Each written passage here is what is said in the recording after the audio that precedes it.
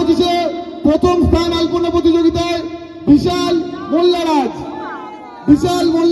2025।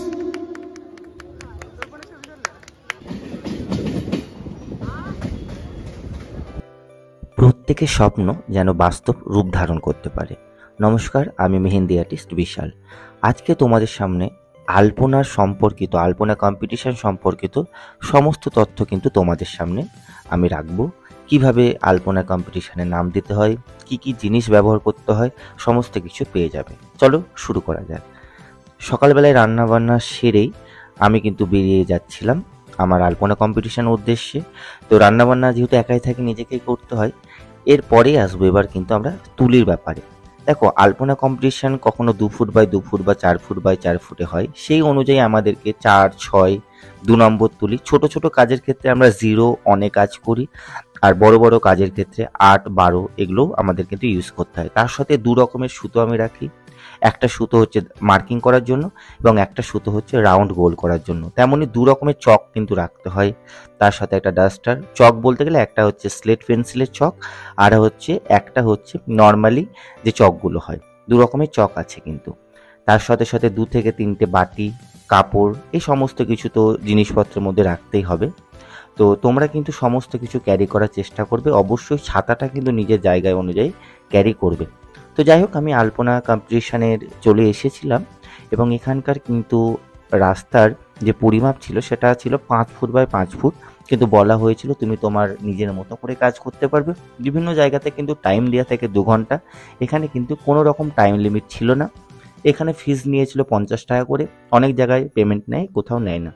তো দেখো, আমি প্রথমেই কিন্তু একটা তোমাদের কাছে কম্পাস রাখতে পারো, কাঁটা কম্পাস, বা যেগুলোতে মার্কিংগুলো তুমি করতে পারবে। তো সত্যি কথা, প্রথম মার্কিংটা হচ্ছে মেন দরকারি জিনিস।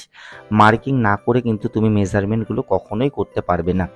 তো মার্কিং করার পর তুমি প্লেন চক, যেটা স্লেট পেন্সিল চক বলছে, সেই চকে কিন্তু তুমি আগে মার্কিংগুলো করার পর তুমি তোমার কাজগুলো শুরু করতে পারবে। যে রঙটা দেয় সেই রঙটা যাতে নিচে না পড়ে যায়। দেখো, আমি ছোট বাটিতে রঙটা নেবার নিচেও কিন্তু একটা বাটি রেখেছি, যাতে আমার পরের রঙগুলো যাতে নিচে পড়ে না যায়। এই ছোট ছোট জিনিসগুলো কিন্তু তোমাদেরকে মাইন্ডে রাখতে হবে। এবার দ্বিতীয় কথা হচ্ছে কাজের জায়গায় আসি। আচ্ছা, তোমরা যখনই কাজ করবে মার্কিংগুলো যাতে মিটে না যায়, এই জন্য সবসময় কিন্তু তোমরা পেপারের উপর বসে কাজ করবে। কারণ পেপারের উপর না বসলে মার্কিংগুলো কিন্তু উঠে যাবার প্রচণ্ড পরিমাণে চান্স থাকে। আর মার্কিংগুলোই কিন্তু মেন। সবসময় যদি স্কোয়ারে দাগ থাকে তাহলে তো সেখানে স্কোয়ার থেকে তুমি কোনাকুনি, যেগুলো কর্ণ বলে, সেই কর্ণ হিসাবে দাগগুলো টেনে দিলে কিন্তু মিডিল পোর্শন পেয়ে যাবে এবং সেখান থেকে তোমার মার্কিংগুলো করতে সুবিধা হবে। এই যে আলপনার বা আলিম্পন যেটাকে আমরা বলি, সেগুলো কিন্তু অন স্ট্রোকে কাজ করাটা সব থেকে বেশি জরুরি। তাই তোমাকে তুলির ফলো আপগুলো রাখতে হবে। আমি যেমন এখানে তুলি হিসাবে ইউজ করেছি, ক্যামলিনের তুলি আছে, দয়ালের লাইলনের তুলি আছে, এবং জিরো তুলিগুলো আমি নর্মালি সব কিছু লাইলনের ইউজ করি। কারণ রোড আলপনার জন্য কিন্তু এই নাইলনের তুলি কিন্তু সব থেকে বেস্ট। কারণ নাইলনের তুলি যদি না রাখো, তুমি অন্যান্য তুলিতে কিন্তু এই রকম কাজ কিন্তু করতে পারবে না।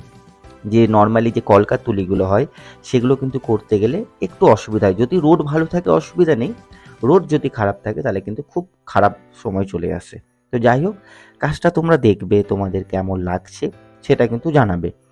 আর এবার আসি, তোমরা যারা আলপনা নাম দেবে ভাবছো, তোমাদের কিন্তু বাড়িতে নিজস্ব একটা প্রস্তুতি নিতে হবে। প্রত্যেকটা লাইন লেন্থ ঠিক রাখার জন্য একটা প্রস্তুতি নিতে হবে। চলো, অন্যান্য বাকিদের যে আর্টিস্ট ছিল তাদের কাজগুলো তোমরা পরপর দেখে নাও। প্রত্যেকটা আর্টিস্ট অসম্ভব ভালো কাজ করেছিল। কিছু কিছু আর্টিস্ট অনেক ভালো কাজ করেছিল, সব কেউ কৃষ্ণনগর।